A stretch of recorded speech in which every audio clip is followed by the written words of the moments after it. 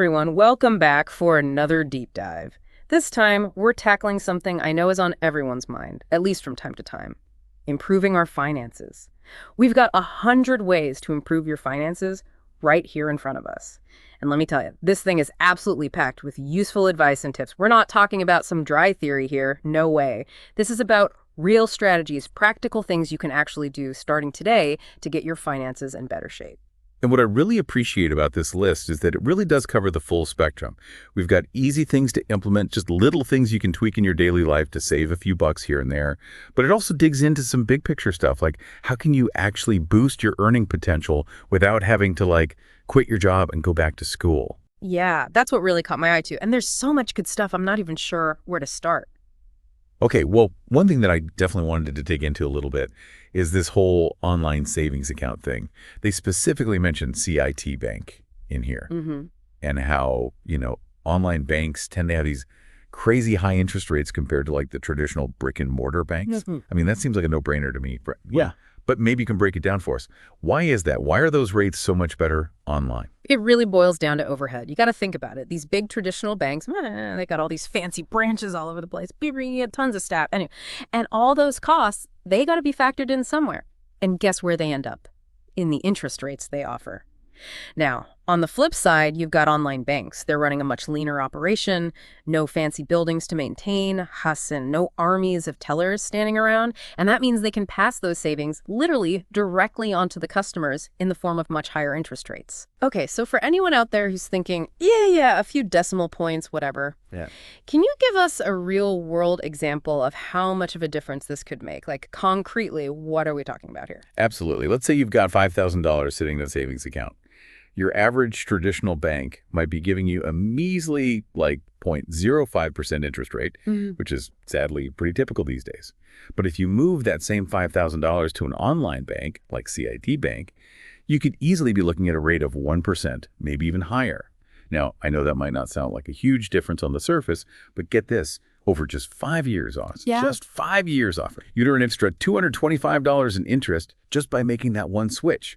And that's just with $5,000. Imagine if you had $10,000 or $20,000 saved up. Wow. Okay, that's pretty eye-opening. It really does go to show how these little tweaks can really add up over time. And speaking of things that add up over time, I noticed this source really hammers on the idea of automation, like making things automatic, setting it and forgetting it when it comes to your finances.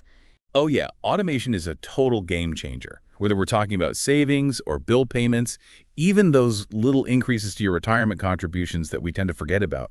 Automating all that stuff is like the ultimate hack for building good financial habits. Because let's be real, we all have busy lives, things get in the way, willpower only gets you so far. But with automation, you're basically putting your finances on autopilot. I've definitely heard people talk about setting up those automatic transfers to their savings accounts, every month. But what really stood out to me in this source was that suggestion to automate increases to your retirement contributions. I mean, who actually remembers to do that on their own? Honestly, not many people. And that's why it's such a brilliant strategy, especially when you factor in the magic of compound interest, even bumping up your contribution by just 1% each year. That seemingly tiny increase over the long haul, I'm talking decades down the road, it can make a massive difference. You might not even feel that extra 1% coming out of your paycheck now, but trust me, your future self is going to be throwing a party in your honor. Okay, I love that. Future me, party time, I'm in. All right, let's lighten things up a bit and dig into some of these frugal living tips. I feel like this is where this list really shines, because it goes way beyond that usual skip your daily latte kind of advice. Okay, I'm all ears. What kind of gems did you find? Well, there's this one that I just love. Just use less. It's so simple, but so brilliant. Think about toothpaste, right? We all squeeze out way more than we need. Or laundry detergent, same thing. Just it's a little less, it goes a long way. And then there's the waiting game. Instead of buying something the second you think you want it, give yourself a little cooling off period, 24 hours, 48 hours. Chances are, half the time you won't even want it anymore. It's all about outsmarting those impulse buys.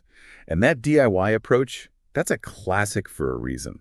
But this source is smart about it. Yeah. They emphasize only doing it yourself if it actually makes sense, both in terms of whether you actually have the skills and whether you'll actually save money in the end.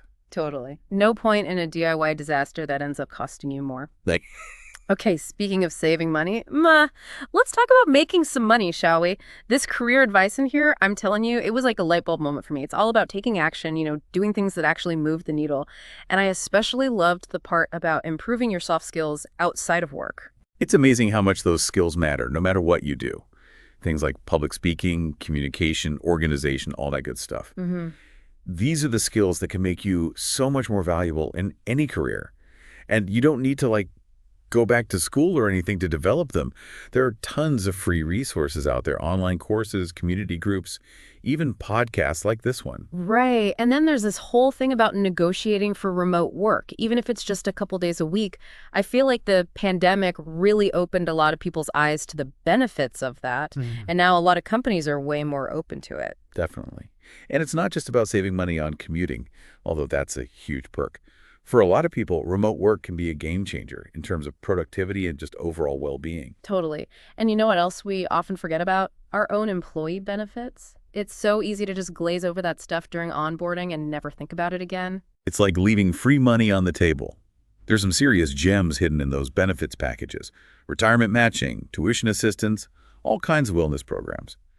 It's worth taking a second look and making sure you're taking full advantage. Yeah, don't let those benefits go to waste. Okay, time to tackle the big one, debt. This source really dives deep into all the different payoff strategies and I gotta admit, I was pretty intrigued by this whole debt snowball method. The debt snowball. A classic for a reason. Basically, you focus on paying off your smallest debts first, no matter what the interest rates are. Now, it might not be the most mathematically efficient way to go, but it's all about psychology. Getting those early wins, even if they're small, it creates this incredible momentum that can keep you going when things get tough. So it's like a game you can win. Exactly. And it's a nice reminder that debt isn't just about numbers, it's about how those numbers make you feel. Sometimes that psychological boost is exactly what you need to stay on track. That makes a lot of sense. So just to recap for a second, we've talked about online savings accounts, automation, frugal living, career moves, and that awesome debt snowball strategy. It's been a whirlwind tour of financial wisdom. But we're not done yet. There's one more section I really want to dig into, and it's all about the stuff that goes beyond just pure finances. This source takes a really holistic approach, recognizing that money touches every part of our lives. It's not just about managing money in isolation. It's about understanding how our financial well-being is connected to our relationships, our health, our values. It's all intertwined. Okay, I'm ready to get holistic. What kind of gems are waiting for us in this next section? Well, for starters, there's this whole emphasis on community. The idea that talking about money openly, especially with people who are on a similar journey, can be incredibly motivating and supportive. I love that. Breaking down those taboos around money. Okay, I have a feeling this is going to be a good one. It is. It really is. So we were just talking about the importance of community and opening up about money stuff. It's true. It's kind of funny when you think about it. We share fitness goals, healthy recipes, all that stuff with our friends. No problem. But when it comes to money, suddenly everyone gets all quiet like it's this big secret. But why? This source is all about breaking down that wall, finding those people you can trust to talk to about money, get support, hold each other accountable. I love that idea. And I'm also really intrigued by this connection they make between prioritizing your health and improving your finances. At first glance, it's like, what do those two things have to do with each other? But I feel like there's something deeper there. Oh, there totally is. It's all about playing the long game, investing in your health today, eating right, exercising, managing stress, all that good stuff. It's essentially reducing the chances of those big, scary healthcare expenses down the road. Yeah. It's preventative medicine, but for your wallet too. I love that analogy. Preventative maintenance for your body and your bank account. Okay, so we've got community, health, grow. And there's one more tip in this holistic section that really hit home for me, giving back. Yes. Money as a force for good. This source really emphasizes aligning your spending with your values. Even if it's just a small amount, donating to a cause you care about, supporting local businesses, whatever it is that resonates with you. It's a beautiful reminder that financial well-being isn't just about stacking up cash. It's about using those resources to make a difference, create a life that feels meaningful. Couldn't have said it better myself. Okay, so we've covered some big picture stuff. Let's zoom back in and look at some more nitty-gritty tips. We touched on budgeting earlier, but But this source goes a step further, emphasizing the importance of actually analyzing your budget regularly, not just setting it and forgetting it, but really digging into where your money is going. So like a monthly check-in with your budget. Exactly. Things change, unexpected expenses pop up, our spending habits evolve.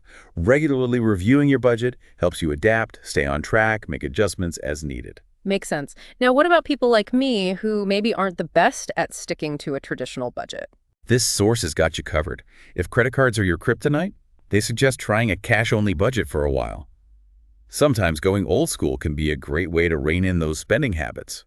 And for the tech-savvy folks out there are tons of awesome budgeting apps these days.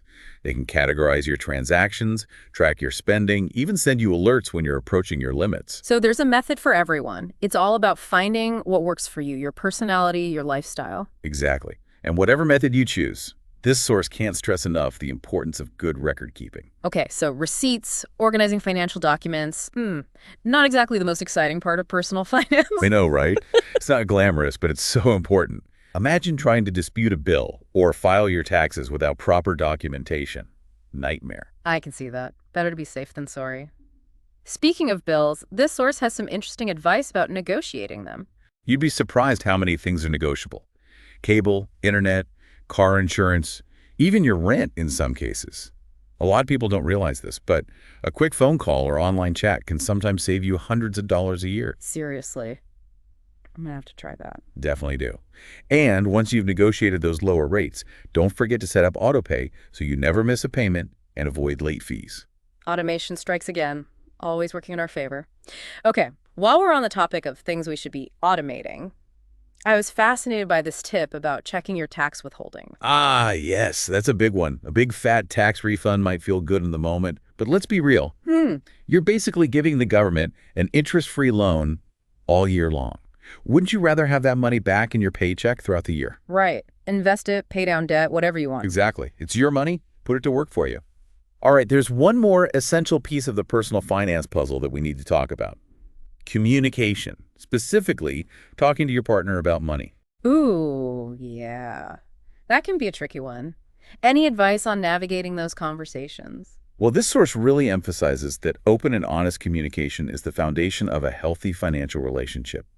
No matter how long you've been together, being transparent about your goals, your habits, your worries about money, it's crucial for building trust and avoiding those big blow-up arguments down the road. It's not about keeping score or placing blame. It's about being on the same team. Exactly. Teamwork makes the dream work, right? I love that. Okay, so we've covered a lot of ground here. Holistic advice about community and health, practical tips about budgeting, record keeping, negotiating bills, optimizing taxes, and those all-important money conversations with our partners. What's next on our financial to-do list? Let's dive into the world of credit. It's a powerful tool when used wisely, but it can also be a slippery slope if you're not careful. This source has a lot of great tips on how to make credit work for you, not against you. Okay, credit demystified. I'm ready. The key takeaway here is that there's no one-size-fits-all credit card. It's all about finding the card that aligns with your specific needs and spending habits. This source recommends doing some comparison shopping, looking at interest rates, rewards programs, annual fees, all those little details that can make a big difference in the long run. I know I've definitely fallen into that trap of opening new cards just for the sign-up bonus. Is that a bad strategy? It can be, especially if you're not careful. Opening a bunch of new accounts in a short period can actually hurt your credit score, even if you pay everything on time. And remember, those juicy rewards often come with higher interest rates. So it's all about weighing the pros and cons. Right, gotta be strategic. This source also emphasizes keeping an eye on your credit score and credit report. Any tips on how to do that effectively? Absolutely. There are some great websites and apps out there that let you check your credit score for free. Credit Karma and Credit Sesame are a couple of popular ones. They can also alert you to any changes or potential errors on your credit report, which is super helpful. So it's like a free checkup for your credit health. Exactly. And speaking of credit health, here's a tip that a lot of people don't know. Keep your oldest credit card open, even if you don't use it much. The length of your credit history is a factor in your credit score, so closing that old account could actually lower your score. So it's not just about paying on time, it's also about managing those credit accounts strategically. Exactly. Okay, are you ready for the final frontier of personal finance? The stuff we all love to procrastinate on. Hit me with it. You got it. We're talking insurance and estate planning. Not the most exciting topics I know, but absolutely crucial for long-term financial well-being. And trust me, this source has some great tips that can make these tasks feel a lot less daunting. Okay, I'm all ears. Let's do this. Okay, ready to tackle insurance and estate planning, those things we all love to put off. It's all about being prepared, right? Yeah. And it all starts with the basics. Life insurance. Even if you're young and healthy, it's worth considering. Yeah, it's one of those things I know I should probably think about more, but it's easy to push it aside. I get it. But think about it. If something were to happen to you, would your family be financially okay? Life insurance can give you that peace of mind knowing they'd be taken care of. That's a really good point. And it doesn't have to be some huge expense. This source suggests shopping around, getting quotes from different providers to compare coverage and costs. You can do it all online now. It's super easy. Okay, so life insurance, check. What else do we need to think about when it comes to protecting ourselves and our stuff? Well, securing your important documents and data is a big one. Think about all those files you have on your computer. What happens if your hard drive crashes? Oh, don't even remind me. I've lost so many photos and files over the years. This source recommends backing up your computer regularly, either to an external hard drive or a cloud-based service, just in case. Yeah, I definitely need to get better at that. And while we're talking about important stuff, make sure those essential documents, birth certificates, passports, insurance policies, all that jazz, are stored somewhere safe, like a fireproof safe or a secure deposit box. Makes sense. And it's never too early to think about creating a will. Even if you don't have a ton of assets, it ensures that your wishes are followed and things are distributed the way you want. I know it's not the most fun thing to think about, but it's definitely important. Absolutely. And speaking of not so fun but necessary things, this source also reminds us about the importance of online security. Change those passwords regularly, people. I am so bad at that. It's easy to get complacent, I know, but a strong password strategy is crucial these days with all the hackers and data breaches and whatnot. Okay, you've convinced me. Password update, top of my to-do list. So much good advice in this section. I'm feeling a lot more organized and prepared already. But before we wrap things up completely, I want to circle back to those holistic tips we were talking about earlier, the ones that really emphasize the bigger picture of financial well-being. Yes. The stuff that goes beyond just managing money and really gets to the heart of living a fulfilling life. Exactly. So what are some of the final gems we need to know? Well, one that really stands out is the idea of investing in yourself. Constantly learning, expanding your skill set, whether it's through formal education, online courses, reading, whatever sparks your curiosity. So staying curious, adaptable, constantly evolving. Exactly. It's an investment that pays off in so many ways. And it doesn't have to cost a fortune either. Nope. There are so many free or low-cost resources out there. Libraries, online learning platforms, podcasts like this one. Knowledge is power, for sure. Yeah. And speaking of investments, this source also encourages us to explore different ways to make our money work for us. Right. Beyond just those high-yield savings accounts, there's the stock market, real estate, all sorts of options. But it's important to do your research, understand the risks, and choose investments that align with your goals and your risk tolerance. Diversifying those income streams, building a solid financial foundation. Exactly. And sometimes it can be helpful to get professional guidance. A financial advisor can provide personalized advice based on your specific situation. It's like having a financial coach in your corner. Exactly. All right, ready for a mindset shift? Hit me. This source talks about embracing a mindset of abundance rather than scarcity. Instead of focusing on what you don't have, it's about appreciating what you do have, cultivating gratitude for the resources you already possess. I love that. It's like reframing your whole relationship with money. It is. And it ties in beautifully with the idea of aligning your spending with your values. Being mindful of where your money is going, making sure your purchases reflect what's truly important to you. It's about making conscious choices that support your overall well-being and create a life that feels aligned. Couldn't have said it better myself. Yeah. And last but not least, don't forget to celebrate your wins. It's so easy to get caught up in the day-to-day of managing money that we forget to acknowledge our progress. We're always striving for that next goal, that next milestone, without taking a moment to appreciate how far we've come. Exactly. Whether it's paying off a debt, reaching a savings goal, or just making a small positive change in your habits, celebrate those victories. It's about recognizing those small wins because they add up to big results over time. Absolutely. Okay, I think we've officially reached the end of our deep dive into 100 ways to improve your finances.